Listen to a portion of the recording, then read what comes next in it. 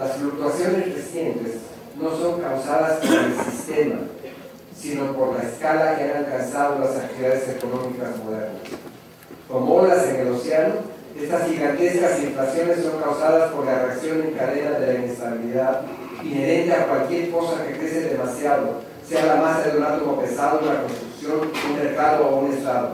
Ya no hay más ciclos económicos, sino lo que podría llamarse ciclos de tamaño o de escala, que no adquieren su dimensión por un sistema económico específico, sino por el tamaño del cuerpo político a través del cual pasan. A diferencia de los ciclos económicos convencionales, por tanto, los ciclos de tamaño no son disminuidos, sino magnificados por la integración económica, el crecimiento y el efecto expansivo de los controles gubernamentales. La arrogancia ideológica de los dirigentes públicos y privados del imperio capitalista global les impide darse cuenta de lo que pasa y los impulsa a tomar de manera refleja medidas de alcances cada vez mayores que no hacen sino agravar la situación. Leopold Koch ofreció evidencias claras de que Keynes tenía razón y de que desde hace décadas las políticas que llevan su nombre han estado agravando los problemas que pretenden corregir, pero se siguen aplicando mecánicamente como si nada hubiera ocurrido.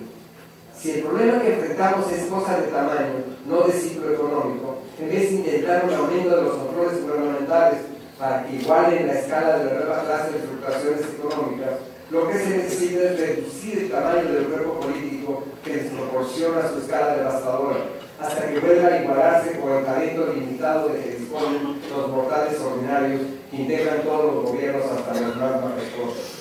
En vez de eso, los dirigentes políticos y económicos que siguen asolando el planeta conciben medidas cada vez más desorbitadas, como la reciente propuesta de gastar entre 7 y 10% del Producto Bruto Global, 10 veces más de lo planteado hasta ahora, para operar nuevos rescates y medidas de estímulo.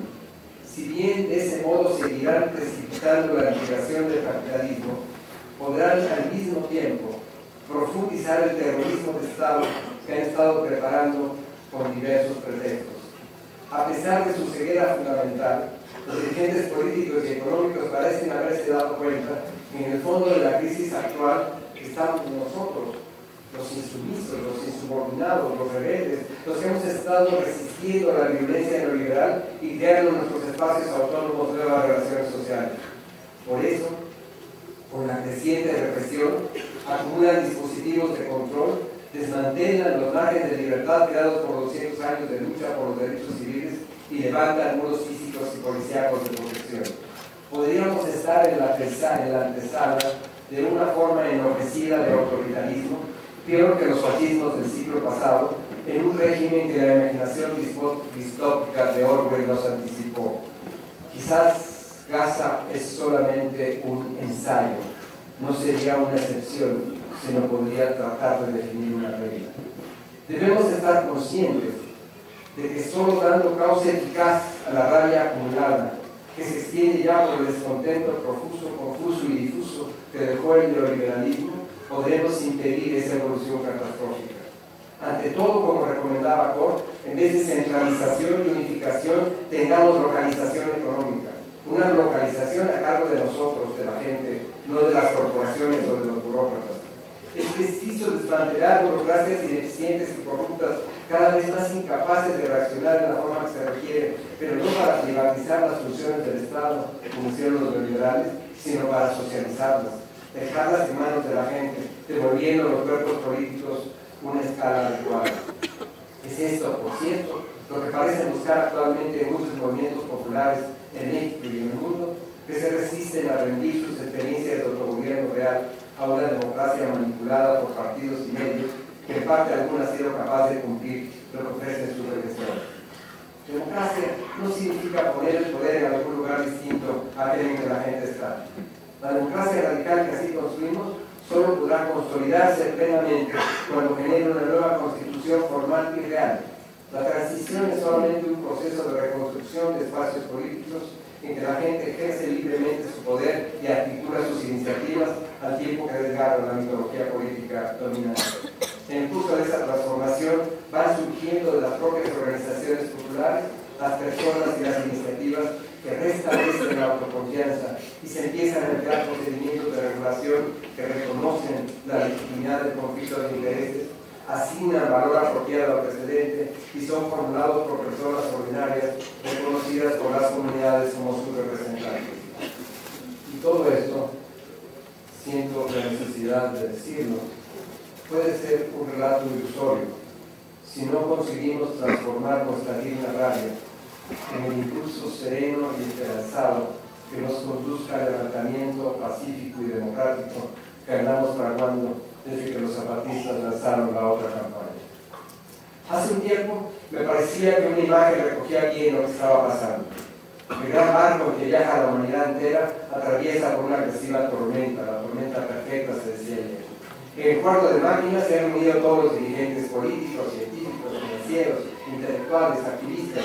Disputan intensamente entre sí sobre las decisiones a tomar y tan ocupados están en el debate que no se dan cuenta de que el barco ha comenzado a hundirse. Arriba en cubierta, a donde la gente puede verlo, también hay disputas.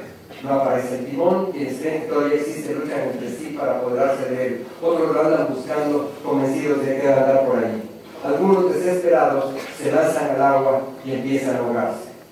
Los más, en pequeños grupos, en comunidades, ocupan o fabrican botes y balsas y se lanzan a navegar.